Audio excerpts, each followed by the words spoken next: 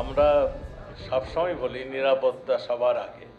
তা আমরা সেইটার জন্যই আমরা সমস্ত মন্ত্রণালয়ের প্রতিনিধিরা ওখানে আসছিলেন। তা আমরা কিন্তু বাইরে আমরা সবসময় বলে আসছি বাহিরে এই ধরনের অনুষ্ঠান করা যাবে না। আমরা কিন্তু ওই যে ভিতরে হল রুমে কিংবা কনভেনশন হলে, কমিউনিটি সেন্টারে কিংবা কোনো হলে, বাসার ভিতরে কোনো বাধা নেই। তারা যে কোনো জায়গায় এই সমস্ত অনুষ্ঠান করতে পারবে। শুধু উন্মুক্ত স্থলের ব্যাপারে আমরা 5টার পরে বন্ধ করতে বলেছি। কোনো হুমকির আশঙ্কা নেই। আমরা সবসময় বলছি যে আমরা সতর্কতা অবলম্বনের জন্য এই সমস্ত ব্যবস্থা নিচ্ছি।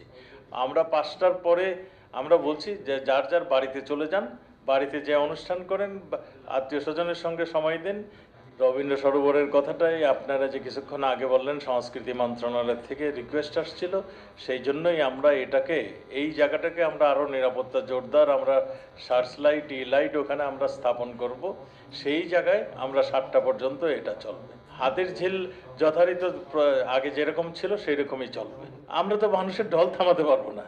আমরা বলবো যে অনুষ্ঠানগুলি যেন 5টার মধ্যেই শেষ করে দেয়, এটাই থাকবে। আর 5টার পরে ওখানে হাতির ঝিলে সবসময় ওই যে লাইটের চলে, সেগুলি তো চলবেই। সেগুলি প্রতিদিন যেভাবে চলে সে